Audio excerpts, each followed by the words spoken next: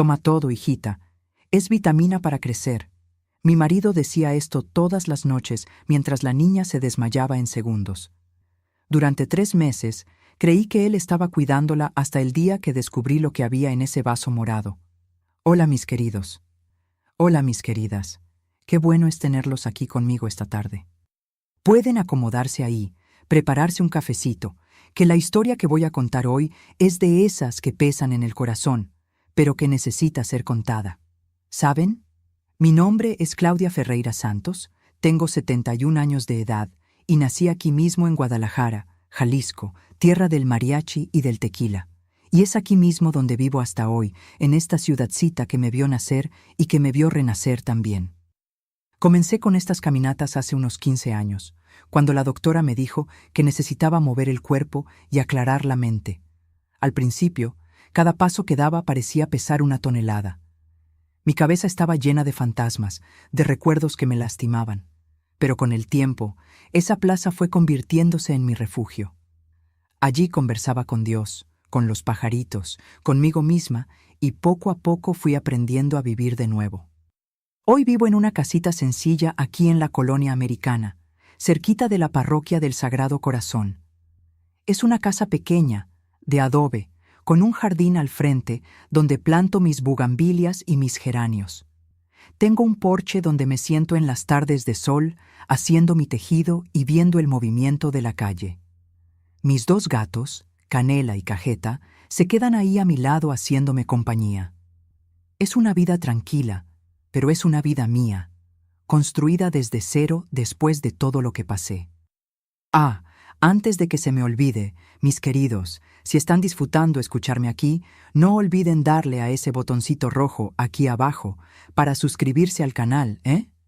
Y la campanita también, que es importante, porque cuando hacen eso, YouTube me ayuda a llegar a más personas que tal vez necesiten escuchar lo que tengo para contar. Y miren, háganme un favor especial. Cuéntenme aquí en los comentarios de qué ciudadcita me están viendo y a qué horita del día encontraron este video. ¿Tempranito con el café, después de la comida o ya de nochecita cuando la casa está quieta?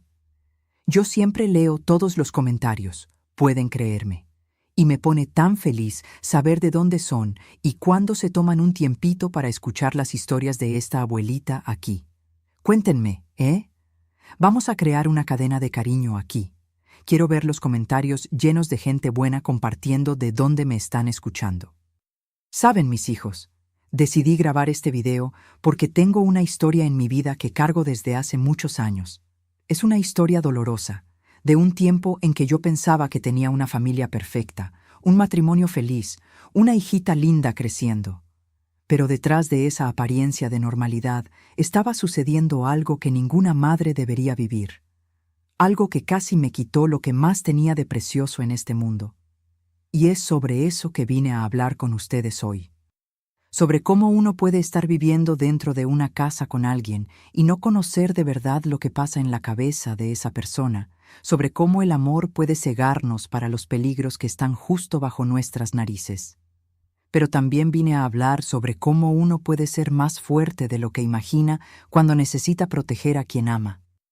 Así que acompáñenme en esta jornada que comienza allá en mis tiempos de niña, aquí mismo en Guadalajara, en una época en que la vida era muy diferente a la de hoy. Nací el 15 de marzo de 1954, un domingo lluvioso, de esos que parece que el cielo está lavando la tierra. Mi madre, Odette Ferreira, siempre contaba que nací en casa, con la ayuda de la partera doña Aurelia, allí en nuestra casita del barrio de Santa Tere, un barrio humilde aquí de Guadalajara. Mi padre, Baldomiro Santos, era ferrocarrilero. Trabajaba en el mantenimiento de los trenes que pasaban por aquí. Era un hombre serio, de pocas palabras, pero de corazón bueno. Nuestra casa era pequeña, de adobe, pintada de azul clarito, con un portoncito de madera que rechinaba cada vez que lo abríamos. Tenía 3 piezas nomás, un cuartito que yo compartía con mis 2 hermanas, Ivonne y Zulema, la cocina que también servía de sala, y el cuarto de mis padres, donde también dormía mi hermano menor, Armando. El piso era de loseta que mi madre tallaba todos los sábados con agua y jabón de pasta. En invierno, ese frío de Guadalajara entraba por todos los rinconcitos de la casa y nos amontonábamos cerca del brasero para calentarnos. Ivonne era 3 años mayor que yo. Zulema era 1 año menor y Armando nació cuando yo ya tenía unos 8 años. Compartíamos todo: la ropa, los zapatos, los juguetes, que eran pocos. Mi madre cosía nuestras ropitas de tela de manta que conseguía teñir con cáscara de cebolla y jamaica. No teníamos mucho, pero tampoco pasábamos necesidad. Papá traía su salario todos los meses y mamá hacía milagros para estirar ese dinero. Mi madre era costurera, tomaba costuras de fuera para complementar el ingreso. Me acuerdo de ella sentada en esa máquina Singer negra, pedaleando hasta tarde de la noche, con un quinqué de petróleo al lado, porque no siempre había luz eléctrica en casa. Hacía vestidos de fiesta, ropa de bautizo, arreglaba pantalones de los hombres. Las señoras de la ciudad venían a buscarla porque tenía buena mano para la costura. Mi rutina de niña era sencilla. Despertaba tempranito con el canto del gallo del vecino, don Teodoro. Tomaba café, a veces había pan dulce, a veces era solo atole de masa con azúcar y un pedazo de pan de maíz que sobraba del día anterior. Después iba a la escuela primaria Benito Juárez, que quedaba como a 6 cuadras de casa. Íbamos a pie, yo y mis hermanas, llueva o truene. En invierno, mis pies se ponían morados de frío dentro de esos guaraches viejos. Me gustaba la escuela, ¿saben? Me gustaba aprender a leer y escribir. La maestra, doña Hortensia, era una señora rigurosa pero justa, que enseñaba con cariño. Me aprendía todas las lecciones, sacaba buenas notas. Mi padre decía que yo tenía buena cabeza, que podía llegar lejos si estudiaba. Pero en ese tiempo, niña de familia pobre, estudiaba solo hasta donde se podía. Después tenía que ayudar en casa o buscar trabajo. Cuando regresaba de la escuela, ayudaba a mi madre con las tareas. Yo barría la casa, lavaba los trastes, cuidaba a Armando cuando era bebé. Pero también había horas para jugar, gracias a Dios. Jugábamos en la calle, descalzas, a las atrapadas, a las escondidillas, a la rueda. Las niñas de la vecindad se juntaban: Diva, hija del panadero; Zenaida, que era mi mejor amiga; Gersina, que era medio traviesa y siempre estaba haciendo travesuras. Hacíamos muñecas de olote de maíz, jugábamos a la comidita debajo del árbol de guayaba que había en el patio de don Teodoro. Él nos dejaba agarrar las guayabas que caían al suelo. En verano, cuando llovía fuerte, salíamos corriendo a la calle para jugar en la lluvia, y mi madre gritaba desde la ventana para que entráramos antes de agarrar una gripa. Los domingos eran especiales. Mi padre no trabajaba y íbamos a misa de 7 en la parroquia de San José, allí en la avenida Juárez. Después de misa, si había un pesito de sobra, mi padre compraba una bolsita de dulces para que compartiéramos. Era la alegría de la semana. Por la tarde, toda la familia se reunía en el patio. Mi padre asaba unos taquitos de carne y nos quedábamos platicando, riendo, viendo pasar el tiempo. Yo era una niña confiada, ¿saben? No era de desconfiar de la gente. Mi madre siempre me decía: Claudita, tú eres muy inocente, mija. No toda la gente que te sonríe quiere tu bien. Pero yo no entendía bien lo que quería decir. Para mí, toda la gente era buena hasta que demostrara lo contrario. Yo creía en las palabras de la gente, confiaba fácil. Y miren, eso me iba a costar caro más adelante en la vida, mis queridos, porque hay gente en este mundo que usa nuestra bondad en contra de uno mismo. Guadalajara en ese tiempo era una ciudad en crecimiento, todo mundo se conocía en el barrio. Los hombres trabajaban en el ferrocarril, en las fábricas, en los talleres. Las mujeres cuidaban las casas, cosían, lavaban ropa para afuera. Era una vida dura, pero era una vida honesta. No teníamos televisión, no teníamos estas tecnologías de hoy. La diversión era platicar en la banqueta, oír radio, ir a las fiestas de la iglesia. En invierno, ese frío de enero, nos acurrucábamos debajo de los cobertores de lana que mi madre hacía. En verano, el calor era insoportable y dormíamos con las ventanas abiertas, oyendo el canto de los grillos y el ruido de los trenes pasando a lo lejos. Cuando tenía como 12 años, ya señorita, comencé a ayudar a mi madre en las costuras. Ella me enseñó a hacer bastillas, pegar botones, hacer ojales. «Tienes maña para esto», decía.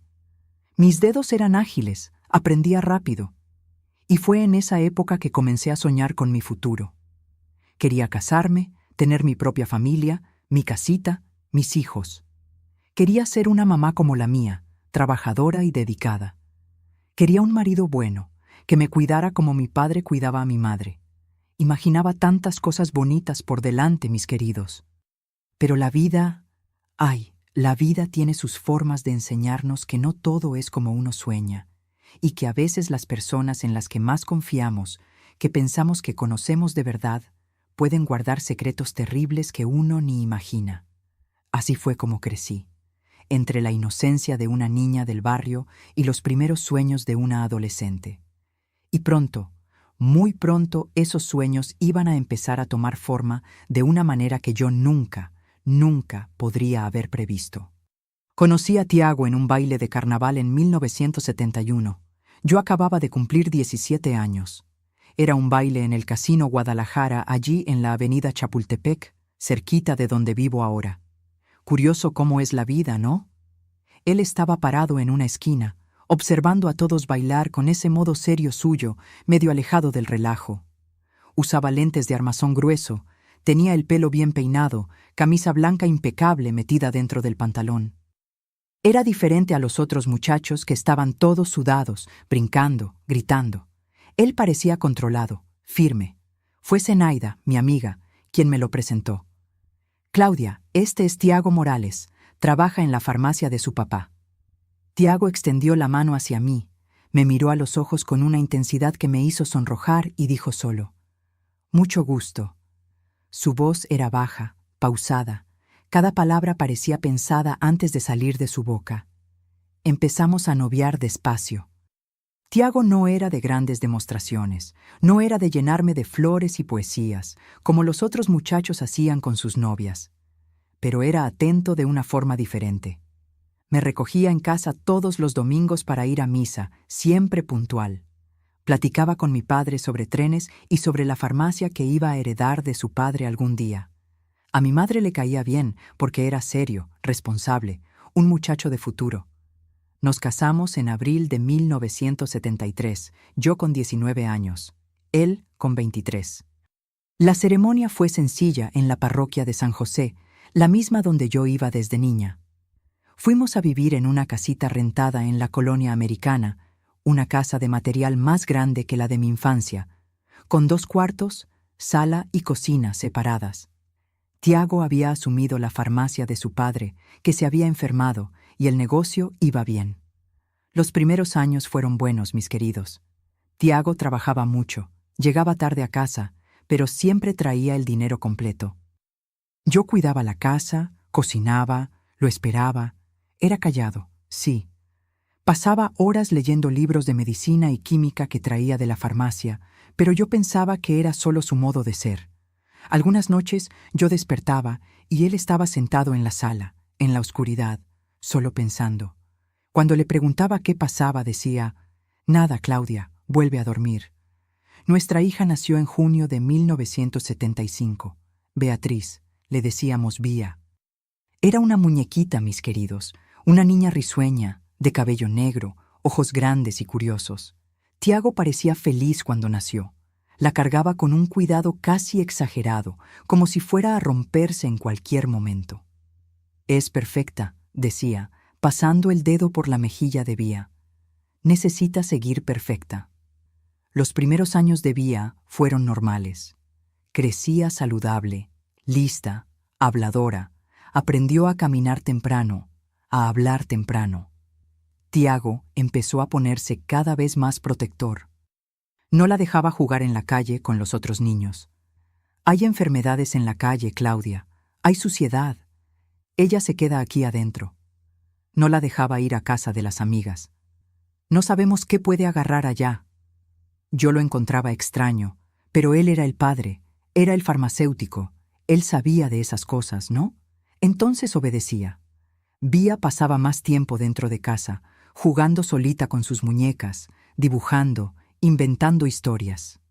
Pero fue cuando Vía cumplió 4 años que las cosas empezaron a cambiar de verdad. Era septiembre de 1979. Recuerdo que Vía había comido un pedazo grande de pastel de cumpleaños en la fiestecita que hicimos en casa. Solo la familia, porque Tiago no quiso mucha gente. Esa noche, después de que todos se fueron, Tiago me llamó a la cocina. «Claudia, estuve estudiando unos artículos en la farmacia», dijo con ese modo serio suyo, quitándose los lentes y limpiando los cristales con un pañito. «Vía está entrando en una fase crítica del desarrollo. Necesita suplementación vitamínica adecuada, específica». Le pregunté si no era mejor llevarla al pediatra para que recetara algo. Tiago puso mala cara. «¿Pediatra? Esos médicos no saben nada, Claudia. Recetan cualquier porquería industrializada llena de conservadores. Voy a preparar un suplemento natural para ella con vitaminas puras. Va a hacer que crezca fuerte y saludable». No sabía qué decir. Tiago entendía de esas cosas. Él leía, él estudiaba. Entonces acepté. Esa misma noche fue a la cocina después de la cena. Oí la llave dando vuelta en la puerta. Había cerrado con llave por dentro. Me extrañó, pero pensé que tal vez era para que Vía no entrara y estorbara. Me quedé en la sala con la niña, viéndola jugar con los juguetes nuevos que le habían regalado de cumpleaños. Como 20 minutos después, Tiago salió de la cocina sosteniendo un vaso alto de vidrio, lleno de un líquido morado espeso, casi oscuro. «Ven acá, hijita», llamó a Vía con una sonrisa que nunca le había visto antes. Era una sonrisa fija, artificial, como si estuviera pegada en su cara. «Papi te preparó una vitamina especial». Vía me miró medio desconfiada. «¿Qué olor es ese, papi?» «Es de zarzamora, mi amor. Y uva. Te va a gustar». Se arrodilló frente a ella, sosteniendo el vaso con las 2 manos, como si fuera algo sagrado. «Pero te lo tienes que tomar todo, ¿oíste? Todo. Es vitamina para crecer y quedar pura». ¿Pura? Esa palabra me causó un escalofrío extraño, pero no sabía por qué. Vía tomó el primer trago e hizo cara fea. «Está amargo, papi». «Lo sé, hijita, pero mientras más amargo, mejor es para la salud. Sigue». Su voz estaba firme, casi autoritaria. Vía obedeció. Se tomó ese vaso entero, haciendo mueca con cada trago. Y entonces, mis queridos, pasó algo que me heló la espina. En cuestión de segundos, no estoy exagerando, fueron segundos de verdad. Los ojitos de Vía empezaron a voltearse. Sus piernitas flaquearon. «Mami», logró decir y se desmayó. Yo grité, corrí a agarrarla, pero Tiago fue más rápido. Agarró a la niña en brazos con una calma aterradora y dijo: «Está todo bien, Claudia, es el efecto de la vitamina. Necesita dormir profundamente para absorber los nutrientes». «Pero se desmayó, Tiago. Eso no es normal». «Sí es normal. Yo lo estudié. Confía en mí». Y llevó a Vía a su cuartito. Yo me quedé ahí temblando, sin entender nada. Fui detrás de él.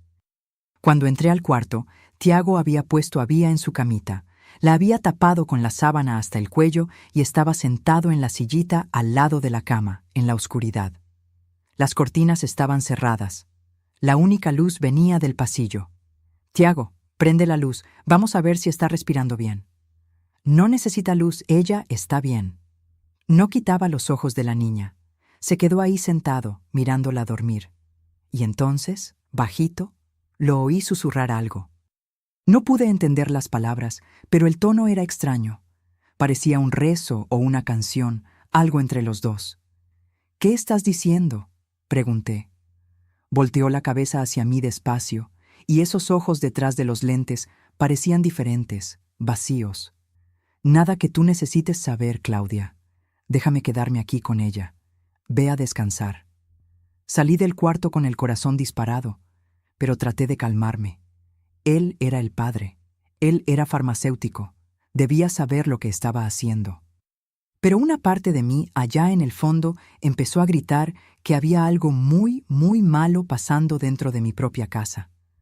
El ritual del jugo morado se volvió parte de nuestra rutina. Todos los santos días, a las 8 de la noche en punto, Tiago era obsesivo con los horarios, cerraba con llave la puerta de la cocina y se quedaba ahí adentro preparando esa cosa. Oía el ruido de la licuadora, el tintineo de vidrios, a veces un sonido de molcajete. Cuando salía, siempre con ese vaso en las manos, había un olor químico que venía junto, mezclado con el dulce artificial de la fruta, y todas las noches se repetía la misma escena. Vía se lo tomaba, hacía cara fea, se quejaba del sabor amargo y en segundos sus ojitos se volteaban hacia atrás de la cabeza y se desmayaba en los brazos de su padre. Y él, siempre con esa sonrisa extraña pegada en el rostro, la llevaba al cuarto y se quedaba horas sentado ahí en la oscuridad, mirándola dormir, susurrando cosas que yo nunca lograba entender bien. Pasó una semana, 2 semanas, un mes, y empecé a notar cambios en mi niña. Cambios que me asustaban cada vez más. Vía, que era una niña rosadita con mejillas gorditas, empezó a ponerse pálida. No era una palidez normal, mis queridos. Era una palidez grisácea, como si la vida estuviera siendo succionada desde dentro de ella. Las mejillas fueron desapareciendo, los ojitos se fueron hundiendo más en la cara. Empezó a tener ojeras oscuras, pesadas, que la hacían parecer una viejita de 4 años. Su pelo, esos cabellitos lindos y negros que yo peinaba todos los días con tanto cariño, empezó a caerse. Veía los mechones en la funda de la almohada por la mañana, veía los mechones en el peine, veía los mechones en la tina después de bañarla. Agarraba esos cabellitos muertos en mi mano y lloraba escondida en el baño. «Tiago, Vía está perdiendo el pelo», le dije una noche antes de darle el jugo. «Esto no es normal. Tenemos que parar con este suplemento y llevarla a un médico». Me miró con una frialdad que me dio escalofríos. «El pelo se está cayendo porque su cuerpo está expulsando las impurezas. Es parte del proceso de purificación». «¿Qué proceso, Tiago? ¿Qué purificación? Ella es una niña de 4 años». «Tú no entiendes, Claudia». Apretó los ojos detrás de los lentes. «Nunca vas a entender porque no estudiaste como yo estudié. ¿Confías en mí o no confías?» Y yo, Dios me perdone, todavía confiaba o tenía demasiado miedo de no confiar. Los dolores empezaron poco después. Vía despertaba de madrugada gritando que la panza le estaba quemando por dentro. Se doblaba, agarraba su pancita con las manitas y lloraba. Lloraba hasta que no le quedaban más lágrimas. Yo la agarraba en brazos, le hacía compresas tibias, le daba tecito, pero nada resolvía. El dolor solo pasaba después de horas, dejándola exhausta, sudada, temblorosa. «Son sus riñones trabajando para filtrar las toxinas», explicaba Tiago con esa voz calmada, científica, como si estuviera dando una clase. «Es incómodo, pero necesario». Necesario. Esa palabra resonaba en mi cabeza. ¿Cómo podía ser necesario que una niña sufriera de esa manera? Hubo una mañana que nunca olvido, mis queridos. Era octubre, primavera. El sol estaba entrando por la ventana del cuartito de Vía. Entré para despertarla para el desayuno, y cuando jalé la sábana, vi que el colchón estaba manchado. Sangre, no mucha, pero había. La llamé asustada. «Vía, hijita, ¿te lastimaste?» Estaba mareada, confundida. «No sé, mami. Me dolió de noche aquí». Señaló el lado derecho de la espalda, a la altura de los riñones. Mi corazón casi se sale por la boca. La agarré en brazos y corrí a la sala, donde Tiago estaba tomando café, leyendo el periódico. «Tiago, está sangrando. Tenemos que ir al hospital ahora». Se levantó despacio, dobló el periódico con calma irritante, se quitó los lentes, limpió los cristales. «No vamos a ningún hospital». «¿Cómo que no? Está sangrando». «Es una crisis de limpieza. Su cuerpo está eliminando las toxinas por el sistema renal. Si la llevamos al hospital, esos médicos incompetentes le van a dar un montón de medicina química que va a interrumpir todo el proceso. La va a empeorar». Empecé a gritar. Yo, que nunca le había levantado la voz a mi marido, empecé a gritar. «Mi hija se está muriendo, Tiago, mírala, mírala». Y fue ahí que vi algo que nunca había visto antes. Tiago se me acercó. No me pegó, no, pero se acercó, tan cerca que sentí su aliento y gritó con una furia que parecía salir de algún lugar profundo y oscuro dentro de él. «No vas a llevar a mi hija a ningún lado. ¿Me oíste, Claudia? Los médicos son envenenadores. La van a matar. Solo yo puedo salvarla». Vía, en mis brazos, empezó a llorar del susto. Di un paso atrás, temblando. Tiago nunca había gritado así, nunca había estado así, descontrolado. Respiró hondo varias veces, se pasó la mano por el pelo, se puso los lentes de vuelta. Perdón, Claudia. Es que me preocupo mucho por ella. Confía en mí, por favor. Solo unas semanas más y ella va a estar completamente purificada, completamente limpia. Ya verás». No sabía qué hacer más. Tenía miedo. Miedo de mi propio marido, miedo de lo que podía hacer si yo desobedecía. Entonces llevé a Vía de vuelta al cuarto, cambié la sábana, la bañé y recé. Recé tanto ese día, mis queridos. Las semanas fueron pasando y Vía fue deteriorándose. Apenas podía jugar ya. Se quedaba acostada en el sillón, mirando a la nada, sin energía para nada. Su piel se puso tan delgada que yo podía ver las venas azuladas por debajo. Los bracitos y las piernitas se pusieron delgaditos, frágiles, parecía un pajarito enfermo. Dios sabe que intenté parar ese jugo. Una noche, cuando Tiago estaba en el baño, escondí el vaso que había preparado detrás del sillón y le di agua a Vía. Pero se dio cuenta. Siempre se daba cuenta de todo. Entró a la sala, vio el vaso de agua en las manos de la niña y se quedó parado ahí mirándome con una expresión que nunca voy a olvidar. No era enojo, era decepción, como si lo hubiera traicionado de la peor forma posible. «Claudia», dijo bajito, peligrosamente bajito. «¿Dónde está su jugo?» Yo pensé que... «¿Dónde está el jugo?» Fui a buscar detrás del sillón con las manos temblando. Agarró el vaso, sostuvo la barbilla de Vía, la sostuvo muy fuerte, dejó marca y la hizo tomar. «Nunca más hagas eso», me dijo, todavía sosteniendo la cara de la niña. «Nunca más, Claudia, o te vas a arrepentir». Esa noche, después de acostar a Vía, oí a Tiago hablando solo en la sala. Me acerqué despacito y me asomé por la rendija de la puerta. Estaba sentado en el sillón en la oscuridad, hablando con alguien que no estaba ahí. «Lo sé», decía. «Sé que ustedes la quieren, pero no voy a dejar. Ella va a quedar pura. No va a crecer y sufrir como las otras. La estoy salvando de ustedes». Sentí mi sangre helarse. «¿Tiago?», llamé bajito. Volteó la cabeza hacia mí, pero sus ojos no me vieron. Estaba mirando a través de mí. «Están aquí», susurró. «Las sombras. Quieren agarrar a Vía, pero no voy a dejar. Necesito apagar sus órganos de a poquito. Así se vuelve un ángel antes de que ellas la agarren». Apagar los órganos. Volverse un ángel. Las palabras bailaron en mi cabeza y de repente, como un rayo partiendo el cielo, entendí. Entendí lo que estaba pasando. Mi marido no estaba tratando de curar a nuestra hija, estaba tratando de... Dios del cielo, ni puedo decir las palabras. Corrí al cuartito de Vía. Estaba ahí durmiendo ese sueño pesado, antinatural. La agarré en brazos. Estaba tan liviana, tan frágil, y acerqué mi oído a su pechito para escuchar su corazón. Estaba latiendo, gracias a Dios, estaba latiendo, pero débil, tan débil. Esa noche no dormí.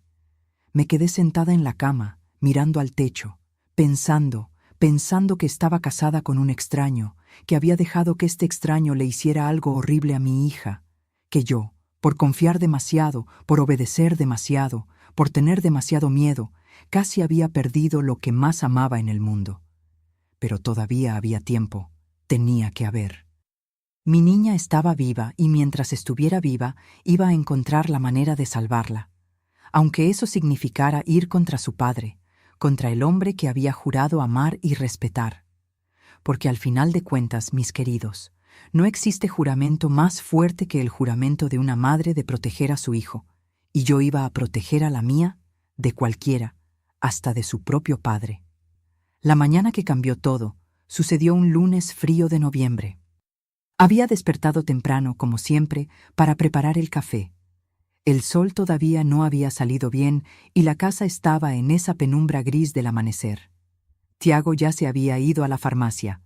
Estaba abriendo cada vez más temprano, pasando cada vez más tiempo allá. Fui a despertar a Vía para el desayuno. Abrí la puerta de su cuartito despacito para no asustarla y enseguida sentí ese olor. Olor a herrumbre, olor a sangre. Vía. Llamé bajito, prendiendo la luz. Lo que vi me hizo caer de rodillas en el piso. Mi niña estaba acostada de lado, tan pálida que parecía una muñeca de cera. Su pijamita, que era rosa clarito, estaba manchada de rojo a la altura de la cintura, la sábana también. Y cuando abrió los ojitos para mí, esos ojitos hundidos, sin vida, susurró con una voz que más parecía un soplo. «Mami, no puedo levantarme. Mis piernas no obedecen». La agarré en brazos. Dios mío, no pesaba nada. Era como cargar un pajarito. Y vi que estaba mojada. No era pipí normal, era sangre. Mi hija de 4 años estaba orinando sangre. Corrí al baño con ella, le quité la ropita, la metí en la tina con agua tibia. Lloraba bajito, sin fuerzas ni para llorar fuerte. «Duele, mami, duele aquí». Señalaba el lado de la espalda, los riñones. «Duele tanto». Estaba lavándola, temblando tanto que casi no podía sostener la esponja cuando oí la puerta de entrada abrirse. Tiago había regresado. Entró al baño, miró la escena, yo llorando, Vía en la tina rodeada de agua rosadita de sangre. ¿Y saben qué hizo, mis queridos? Sonrió. Sonrió esa sonrisa de siempre, fija, extraña, y dijo con una voz casi alegre: «Está funcionando, Claudia, está funcionando perfectamente. El mal está saliendo. Pronto, muy pronto va a estar completamente limpia». Algo dentro de mí se rompió en ese momento. No fue enojo, no fue miedo. Fue una claridad fría, cortante como hielo. Miré a mi marido, al padre de mi hija, y vi a un extraño. Peor que un extraño, vi a un monstruo usando la piel de alguien que había amado algún día. Pero no podía dejar que se diera cuenta de lo que estaba pensando. No todavía. Entonces respiré hondo, limpié las lágrimas y forcé mi voz a salir calmada. «Tienes razón. Perdón, me asusté, pero tú sabes lo que estás haciendo. Siempre has sabido». Inclinó la cabeza, estudiándome con esos ojos fríos detrás de los lentes. Por un momento interminable, pensé que había visto a través de mi mentira, que sabía que estaba fingiendo, pero entonces relajó los hombros y asintió. «¿Estás entendiendo ahora?» «Sí, confío en ti». Las palabras eran veneno en mi boca, pero necesitaba decirlas, necesitaba que creyera, porque en ese baño, con mi hija casi muriendo frente a mí, tomé una decisión. Iba a descubrir qué había en ese jugo y después iba a acabar con aquello, de una forma o de otra. Tiago salió al trabajo 1 hora después. Antes de irse, preparó el jugo de la noche y lo dejó guardado en el refrigerador, algo que nunca había hecho antes. «¿Se lo das a las 8 en punto?», instruyó, dándome una llavecita pequeña dorada. Cerré la cocina con llave. Solo tú y yo tenemos llave ahora para que Vía no entre ahí y toque nada. Agarré la llave, sentí el metal frío en la palma de mi mano y asentí. «Descuida». En cuanto se fue, en cuanto oí el ruido de su carro desapareciendo calle abajo, puse a Vía de vuelta en la cama. Estaba tan débil que apenas podía mantener los ojos abiertos. Me quedé ahí, sosteniendo su manita, sintiendo el pulso débil, irregular, como un pajarito tratando de volar con las alas rotas. Y pensé, si no hago nada hoy, mañana puede no despertar más. Las horas de ese día pasaron despacio, terriblemente despacio. Cada minuto parecía tener 1 hora de largo. Cuidé a Vía. Le di sopita de verduras, vomitó la mitad y lo que salió tenía puntitos de sangre mezclados. Cambié la sábana 3 veces porque seguía sangrando. Cada vez que veía esas manchas rojas, mi corazón se apretaba más. Y todo el tiempo mi cabeza estaba trabajando, planeando cómo iba a agarrar una muestra de ese jugo, cómo iba a llevarlo a analizar sin que Tiago descubriera. Él controlaba todo en nuestra vida. Cada peso que entraba y salía, cada lugar al que iba, hasta las pocas amigas que todavía tenía. Zenaida casi no venía a visitarme ya, porque Tiago siempre encontraba una excusa para que se fuera pronto. A las 7:30 de la noche, cuando el cielo ya estaba oscuro afuera y la casa estaba demasiado silenciosa, fui al cuarto que compartía con Tiago. Abrí el cajón de mi cómoda, allá en el fondo donde guardaba algunas medicinas viejas, y agarré un frasquito vacío de jarabe que se había acabado. Era pequeñito, cabía en la palma de la mano, con tapa de rosca bien apretada. Lo llevé al baño, lo lavé con agua y jabón 3 veces, lo sequé bien con una toalla limpia y lo escondí en el delantal que estaba usando. Mi corazón latía tan fuerte que lo sentía en la garganta, en las orejas, en las puntas de los dedos. A las 8 en punto, como Tiago había mandado, desatranqué la cocina con esa llavecita dorada. Mis manos temblaban tanto que me equivoqué de agujero de la cerradura 2 veces. Cuando finalmente logré abrir, la puerta rechinó, un sonido que pareció demasiado fuerte en el silencio de la casa. Abrí el refrigerador, ahí estaba el vaso de vidrio grueso cubierto con un platito. Lo agarré con las 2 manos. Temblaban tanto que el líquido morado se movió, casi se derrama. Me quedé ahí parada en la cocina por un momento, mirando ese vaso. Dentro de él estaba el veneno que estaba matando a mi hija. Dentro de él estaba la locura de mi marido transformada en líquido. Sentí una ola de náusea subir. Lo llevé a la sala. Vía estaba acostada en el sillón, enrolladita en un cobertor, mirando la televisión sin realmente ver. Cuando vio el vaso en mis manos, sus ojitos se llenaron de lágrimas. No, mami, por favor, no quiero, me hace doler. Mi corazón se partió en 1000 pedazos. Lo sé, mi amor, lo sé.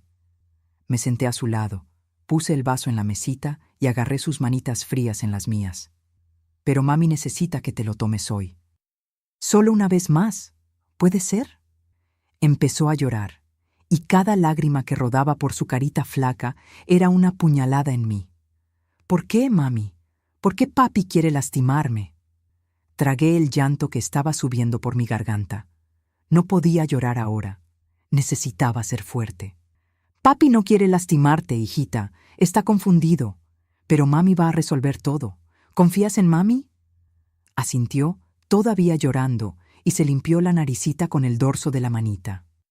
En ese momento, mirando a mi niñita que apenas tenía fuerzas para estar sentada, juré para mí misma, para Dios, para quien estuviera escuchando, que iba a salvarla, costara lo que costara. Y entonces, con el corazón latiendo tan fuerte que pensé que iba a salirse de mi pecho, dije bajito: «Mira, voy a vaciar un poquito aquí en este frasquito que traje mami. Solo un poquito, y tú te tomas el resto. ¿Está bien?» Miré al pasillo, al cuarto de Vía, a la puerta de entrada. Escuché silencio. Solo el tic-tac del reloj en la pared de la cocina. Y entonces, rápido, con las manos temblando tanto que casi lo dejó caer, vacié más o menos 1/3 de ese líquido morado y espeso en el frasco de jarabe. El líquido tenía ese olor químico, dulce y empalagoso al mismo tiempo. Cerré la tapa bien apretada. Escondí el frasco en el bolsillo hondo del delantal de nuevo. «Listo, amor. Ahora tómate lo que quedó». La ayudé a sentarse un poquito. Acerqué el vaso a sus labios. Se lo tomó. Hizo mueca con cada trago. Su lengua tratando de rechazar el sabor amargo, pero se lo tomó todo. Y en segundos, como siempre, los ojitos se voltearon hacia atrás. Los párpados se cerraron pesados. El cuerpito se aflojó como una muñeca de trapo y se desmayó. La agarré en brazos, la llevé a su cuartito, la acosté en su camita con todo el cuidado del mundo. La tapé, besé su frentecita fría y susurré: «Aguanta solo un poquito más, mi hija. Mami te va a salvar». Y entonces, sola en esa casa que parecía una prisión, saqué el frasco del bolsillo y lo miré contra la luz de la lamparita. Ahí dentro estaba la respuesta. Ahí dentro estaba la prueba de lo que Tiago estaba haciéndole a nuestra hija. Pero había un problema grande. ¿Cómo iba a llevar eso a un laboratorio sin que él descubriera? Él controlaba todo, controlaba el dinero. Tenía que pedir permiso hasta para comprar pan. Controlaba mis salidas. Siempre quería saber dónde iba, con quién, por cuánto tiempo. Controlaba hasta las amistades que tenía. Si pedía dinero para algo sin explicación, iba a sospechar. Si salía de casa sin avisar para dónde iba, lo iba a saber. Escondí el frasco en el fondo del armario de la cocina, detrás de las ollas que nunca usaba, y me senté en la mesa. Puse la cabeza entre las manos y pensé hasta que me dolió la cabeza. Y entonces, en una claridad repentina, me acordé de algo. La farmacia de Tiago quedaba en el centro, y 2 cuadras después de la farmacia, en la misma calle, había un laboratorio. El Laboratorio San Lucas, de don Aristides. Conocía a su familia de la iglesia, su esposa, doña Quiteria, era de la pastoral. Una idea empezó a formarse en mi cabeza, peligrosa, pero posible. Al día siguiente, muy temprano en la mañana, mientras Tiago estaba en la ducha tarareando una canción rara que nunca había oído antes, llamé a la farmacia. El teléfono sonó 3 veces antes de que alguien contestara. Farmacia Morales, buenos días. Era Creusa, la empleada que trabajaba con él desde hace años. Creusa es Claudia. Mira, Tiago me pidió que le llevara unos papeles importantes a la farmacia hoy. ¿Le puedes decir que voy a pasar por ahí como a las 10? Claro, doña Claudia. Le aviso. Colgué el teléfono y respiré hondo. Mi mano estaba sudando tanto que el auricular casi se me resbaló. La primera parte del plan estaba hecha. Cuando Tiago salió al trabajo, besó mi frente, acarició el pelo de Vía que todavía dormía y dijo: «Hasta luego». Con esa voz calmada que ahora me daba escalofríos. Esperé. Esperé media hora entera, mirando el reloj, contando los minutos, asegurándome de que no iba a regresar porque se le olvidó algo. Entonces me levanté. Me puse mi ropa de salir, una falda azul marino y una blusa blanca. Agarré mi bolsa de mano, esa de piel café que mi madre me había regalado de boda. Fui a la cocina, agarré el frasco de detrás de las ollas, lo limpié con un trapo para que no tuviera polvo y lo metí en el fondo de la bolsa, bien escondido debajo de la cartera, de las llaves, de un pañuelito. Le puse un suétercito a Vía. Estaba tan débil que apenas sostenía la cabecita. Y salí. El camino al centro pareció el más largo de mi vida. Cada paso que daba en la banqueta resonaba demasiado fuerte. Con cada persona que pasaba en la calle, tenía miedo de que fuera alguien que conociera a Tiago y le fuera a contar que me vio. En cada esquina pensaba que iba a ver su carro viniendo en mi dirección, que me iba a agarrar, descubrir todo. Y entonces ¿qué? ¿Qué era capaz de hacer un hombre capaz de envenenar a su propia hija con una esposa que lo traiciona? Cuando llegué frente al Laboratorio San Lucas, me quedé parada ahí en la banqueta, mirando el letrero blanco con letras azules, el corazón disparado. Si entraba ahí, ya no había vuelta atrás. Estaba yendo contra mi marido. Estaba desconfiando de él oficialmente. ¿Y si estaba equivocada? ¿Y si ese jugo sí era vitamina? ¿Y si me estaba volviendo loca? ¿Paranoica? Miré a Vía en mis brazos. Tenía la cabecita recargada en mi hombro, los ojitos casi cerrados, la respiración corta y difícil. Su piel estaba tan blanca que podía ver las venas azules en el cuello. Y supe, no estaba equivocada. Una madre siente, una madre sabe cuando su hijo se está muriendo. Empujé la puerta de vidrio y entré. El laboratorio olía a alcohol y desinfectante.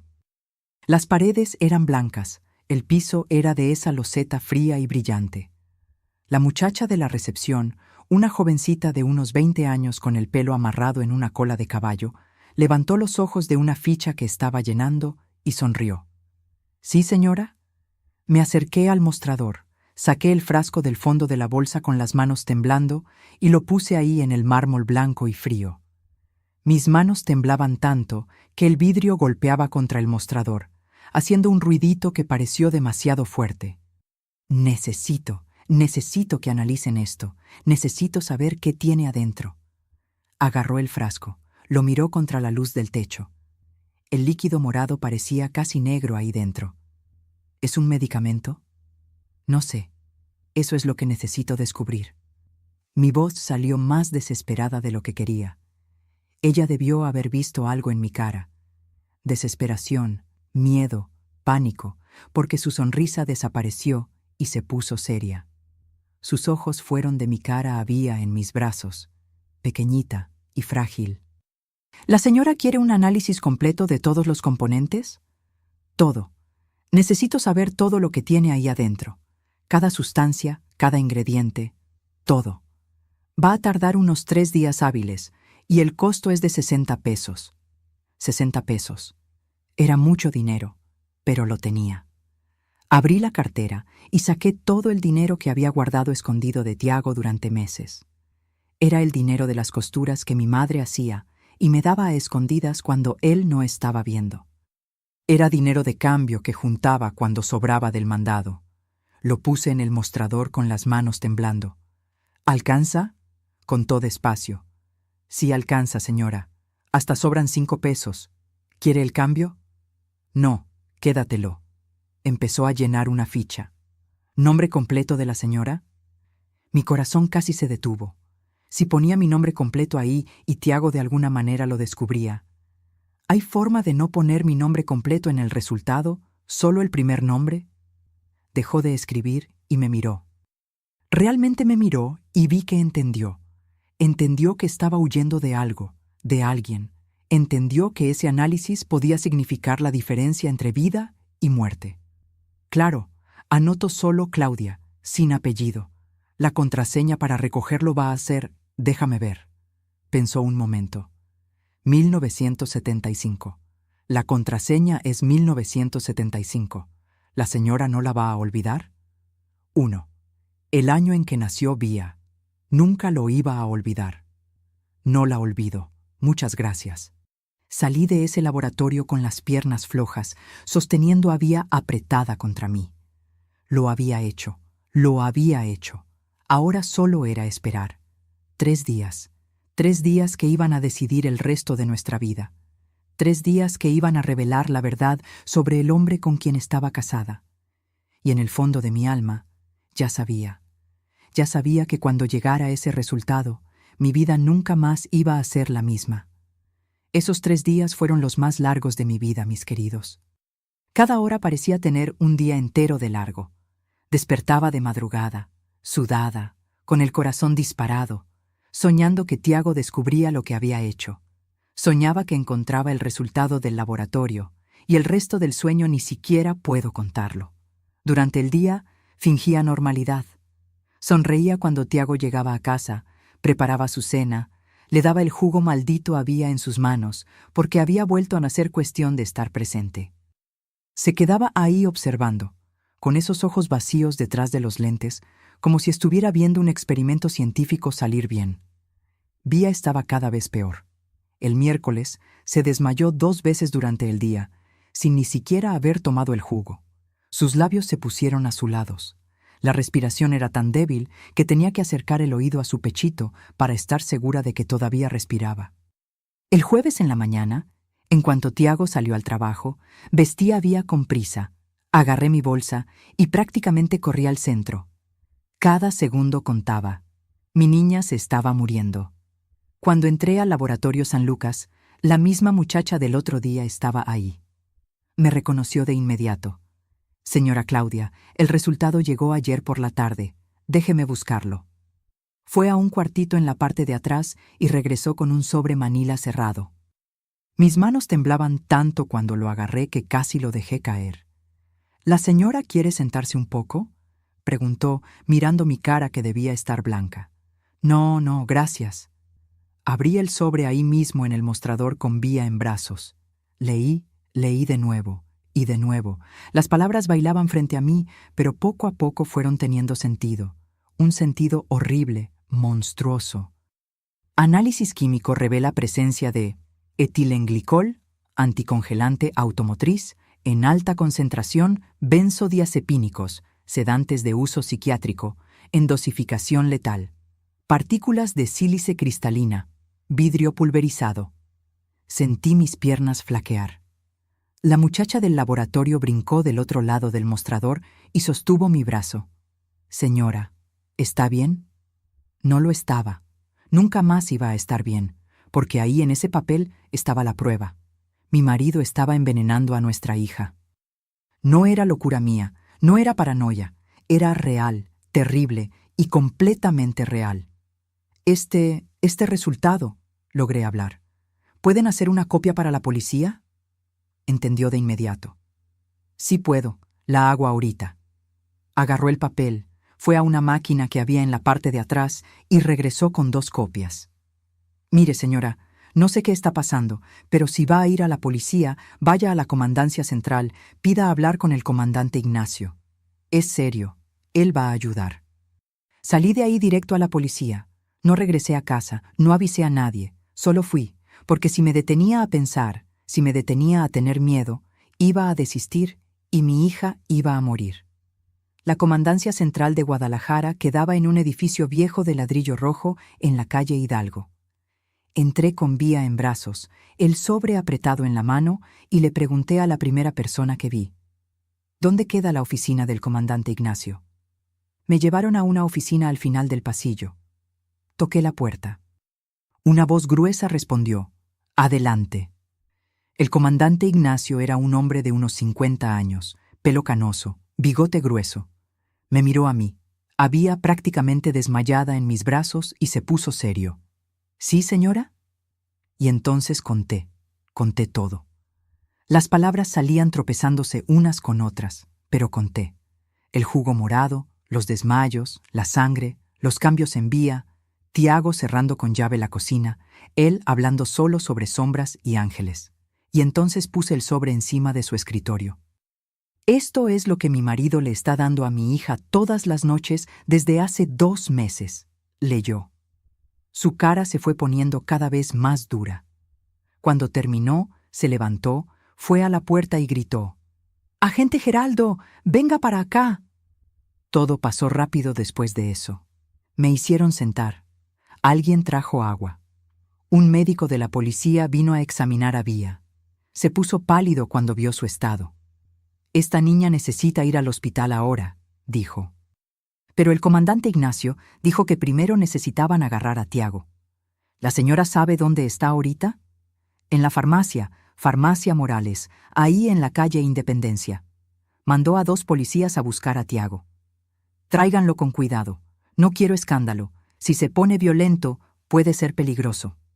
Pero cuando los policías regresaron media hora después con Tiago, no estaba violento. Estaba calmado, demasiado tranquilo. Entró a la comandancia con esa misma sonrisa fija en la cara, me miró a mí, a Vía, y dijo solo, «Ah, descubriste». Sentí un frío en la espalda. El comandante mandó que me llevaran a otra sala. No quería salir, quería oír, pero insistió. «La señora se va al hospital con la niña. Ya llamé una ambulancia. Puede irse tranquila. Él no va a salir de aquí». En el hospital, internaron a Vía directo en la UCI. Los médicos corrían de un lado a otro. Hablaban palabras complicadas que no entendía. Insuficiencia renal aguda, hemorragia interna, intoxicación severa. Alguien me hizo sentar en una silla del pasillo y me dio un vaso de agua con azúcar. No sé cuánto tiempo me quedé ahí. Horas, tal vez un día entero. Mi madre llegó. Alguien le había avisado. Me abrazó y lloró conmigo. Mi hermana Ivonne vino también, y Zenaida, mi amiga, que entró corriendo y me apretó tanto que casi no pude respirar. Fue Zenaida quien se quedó conmigo cuando, 2 días después, el comandante Ignacio vino a visitarme al hospital. Pidió sentarse, se quitó la gorra y dijo, «Doña Claudia, necesito contarle lo que descubrimos». Respiré hondo. Puede decir. Su marido confesó todo, pero la confesión es perturbadora. Abrió una carpeta que había traído. Un psiquiatra forense lo examinó. El diagnóstico es esquizofrenia paranoide grave, probablemente sin tratar desde hace años. Esquizofrenia. Tenía alucinaciones, oía voces, y esas voces, según dijo, le mandaban salvar a su hija. El comandante leyó algunas anotaciones. Dijo: «Yo no quería matar su cuerpo, quería matar al monstruo que estaba creciendo en ella. Las voces me dijeron que iba a sufrir mucho en este mundo cuando creciera, que iba a ser lastimada, violada, destruida. Estaba apagando sus órganos de a poquito para que se volviera un ángel antes de que eso pasara. Un ángel no sufre». El vidrio era para purificar su sangre de las impurezas del mundo. No pude hablar, no pude ni llorar. Era tan enfermo, tan distorsionado, que mi mente no podía procesarlo. Realmente pensaba que la estaba salvando. El comandante continuó, y su voz estaba pesada. En su cabeza enferma, matar a su hija de a poquito, mientras dormía, era un acto de amor, de protección. ¿Y ahora?, logré preguntar. Va a ser internado en un hospital psiquiátrico judicial, perpetuo. Nunca más va a salir de ahí, doña Claudia. Nunca más va a acercarse a la señora o a su hija. Esa noche, sola en el cuarto del hospital donde estaba durmiendo en un sillón al lado de la cama de Vía, finalmente lloré. Lloré por todo. Por mi niña que casi muere, por el hombre que había amado y que nunca había existido de verdad, por la familia que había soñado y que se había convertido en una pesadilla. Pero también lloré de alivio porque había acabado. La pesadilla había terminado y habíamos sobrevivido. Mi Vía sobrevivió, mis queridos. Gracias a Dios y a los médicos del Hospital Civil de Guadalajara, sobrevivió. Pero el camino fue largo y doloroso. Estuvo 3 meses internada en esa UCI. Sus riñones habían sido tan dañados por el veneno que los médicos dijeron que necesitaría un trasplante, y quien donó fui yo. Le di uno de mis riñones a mi hija en marzo de 1980, 3 meses antes de que cumpliera 5 años. Fue la cirugía más importante de mi vida. Cuando desperté de la anestesia y me dijeron que había salido bien, que el riñón estaba funcionando en su cuerpito, lloré tanto que la enfermera pensó que tenía dolor. Después vinieron años de recuperación, fisioterapia, para que Vía recuperara las fuerzas que había perdido, medicinas todos los días para evitar el rechazo del riñón, y terapia, mucha terapia para ella y para mí también. Necesitábamos aprender a vivir de nuevo, a confiar de nuevo, a no tener más miedo de cada sombra, de cada ruido en la noche. Vía creció, mis hijos. Creció fuerte y linda, a pesar de todo. Estudió, se graduó como maestra, igual a como siempre soñé que fuera. Hoy tiene 50 años, está casada con un hombre bueno, Juvenal, que es mecánico y la cuida como si fuera de porcelana. Me dieron 3 nietos. Lucas, que tiene 22 años y está en la Universidad de Ingeniería, Marina de 19, que quiere ser veterinaria, y el pequeño Rafael de 15, que está apasionado por el fútbol. Vivo aquí en mi casita de la colonia americana, cerquita de la casa de Vía. Ella vive a 3 cuadras de aquí.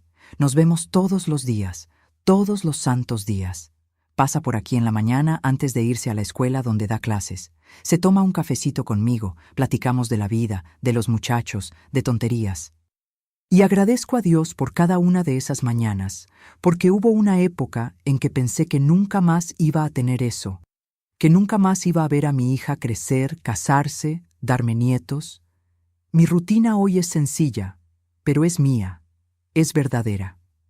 Despierto temprano, hago mi café, ese café bien cargado, del estilo tapatío, con pan casero que hago todos los sábados. Cuido mi jardín, mis bugambilias que quedan lindas en primavera, mis geranios que dan flor todo el año.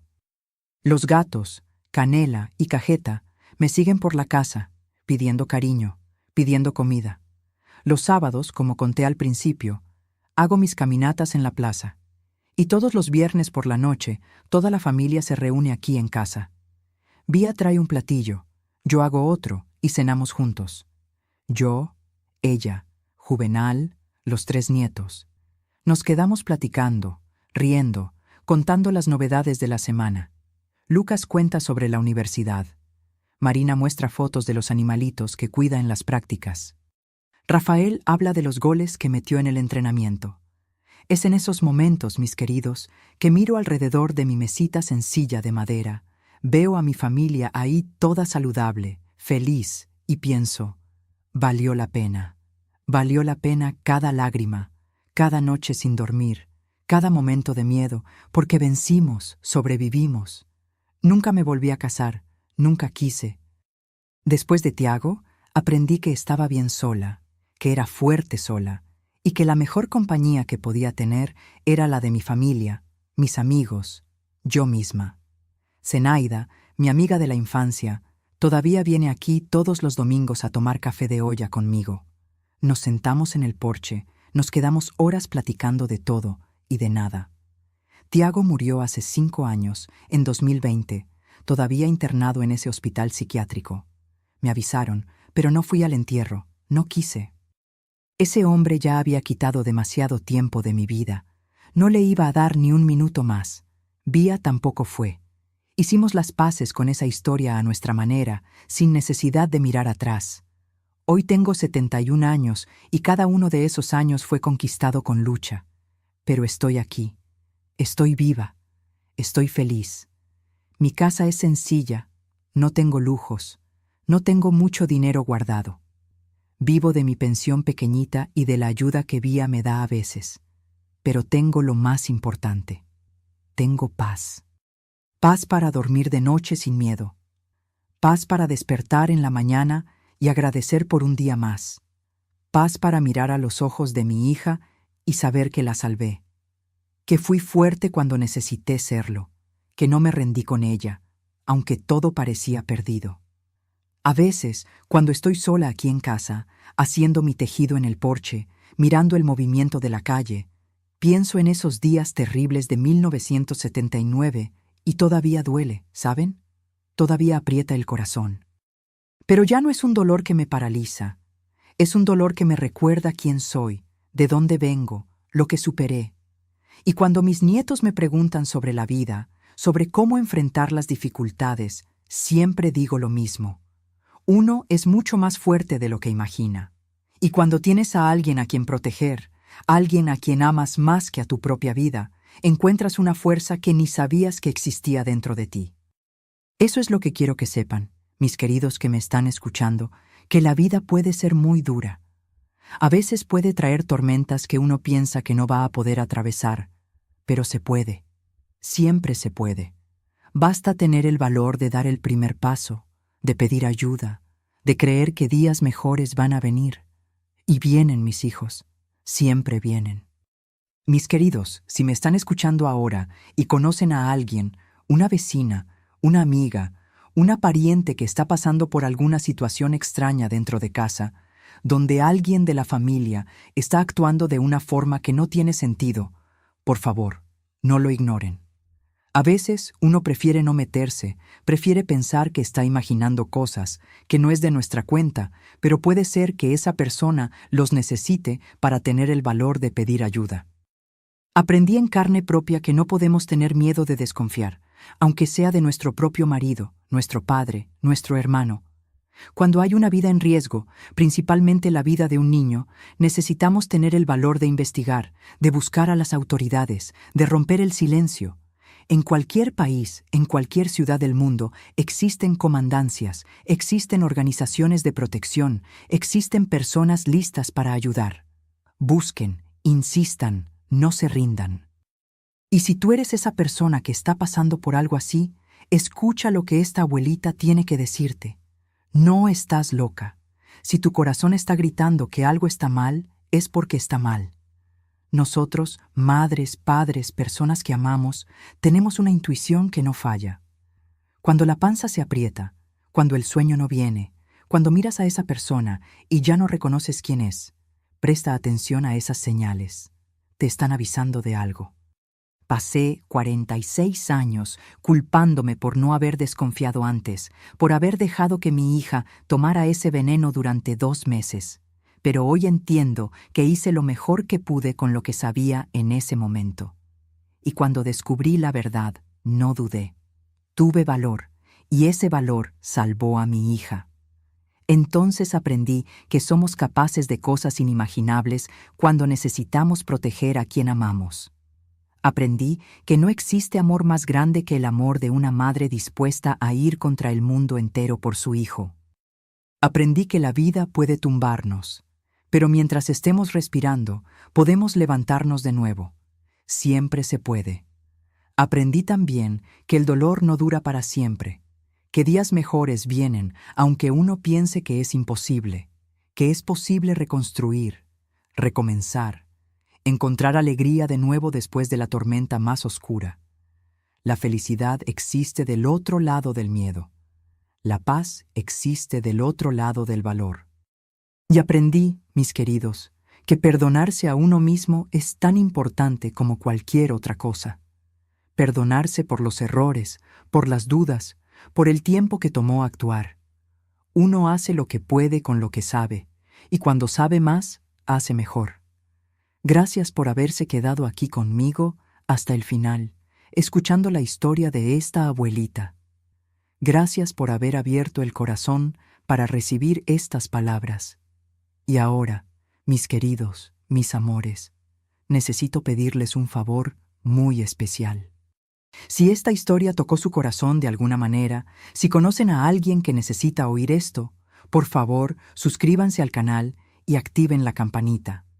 Es importante, es urgente, porque pueden haber otras personas por ahí pasando por algo parecido, pensando que están solas, pensando que nadie les va a creer, y necesitan saber que no están solas, que hay salida, que hay esperanza.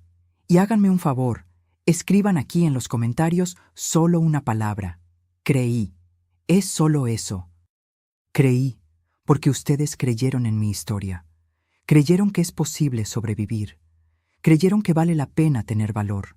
Esa palabrita me va a mostrar que estuvieron conmigo hasta el final, y le va a mostrar a otras personas que hay gente aquí que entiende, que apoya, que cree. Háganlo ahora. No esperen ni un minuto más. Suscríbanse, activen la campanita y escriban creí en los comentarios. Por ustedes, por mí, por todas las personas que necesitan esta cadenita de esperanza. Que Dios los bendiga a cada uno. Y recuerden, el valor de un minuto puede salvar una vida entera.